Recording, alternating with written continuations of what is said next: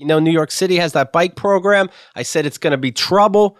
Bikes are going to be stolen. Everybody looks at me like I'm insane. The program didn't officially begin. A bike was already stolen. How is that possible? I thought it's a bike and you take it. But I thought those things locked the bike in place. Every bike rider I know has had their bike stolen. This is a bike.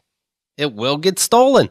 And by the way, when people start riding these bikes, and a lot of them is going to be people, a lot of these people are going to be people that never ridden a bike. You know what I mean? Never in New York. I don't think you could just take a two-wheeler and just go. Okay, I bet you can. There's not going to be a test.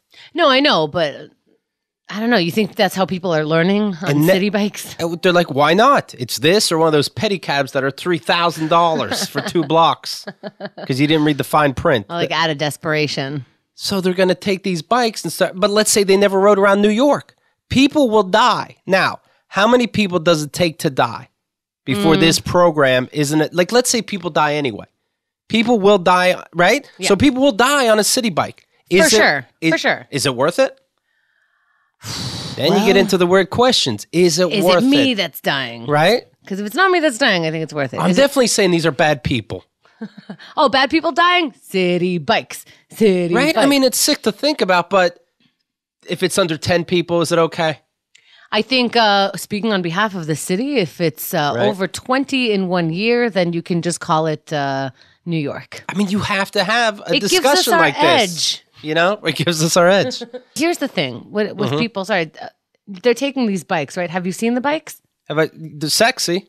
No, they are so dopey looking. Yeah. Like, I looked at them and I'm like, I know a lot of people won't use them so that they don't look like dorks riding around on a Citibank commercial. And they're also, and not just that it's a commercial all the way on the bike, but it's also, it doesn't look like a normal bike. Like, whoever stole this bike has to just be using it for parts. Because if you're just rolling around the city in that, it's weird. Well, I knew a guy, he puts his bike away, bike riders take their seats with them.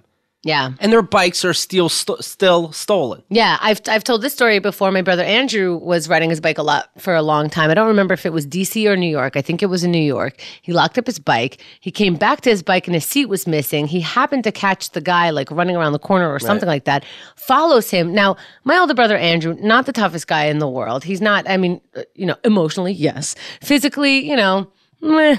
He's okay. He's not looking for a fight or anything. I don't even know if he's ever really been in a fight. He goes up to this guy and goes, "Hey man, that's my seat. That's my bike seat." And his bike seat at the time cost him like $100 or something crazy like that. Right.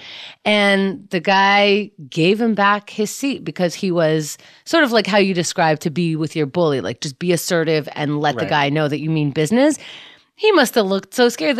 My brother's like 5'7", 5'8". Right. They're just taking a seat. So come on, these bikes are going to be picked apart. They're going to be picked apart. I wish there's things like these you could put stock in this kind of thing. You know what I mean? In bets? It's called betting. Okay. But I wish there was like a place, like the Wall Street of weird bets. Yeah. Because I'm telling you, this program is going to be a mess. KeithAndTheGirl.com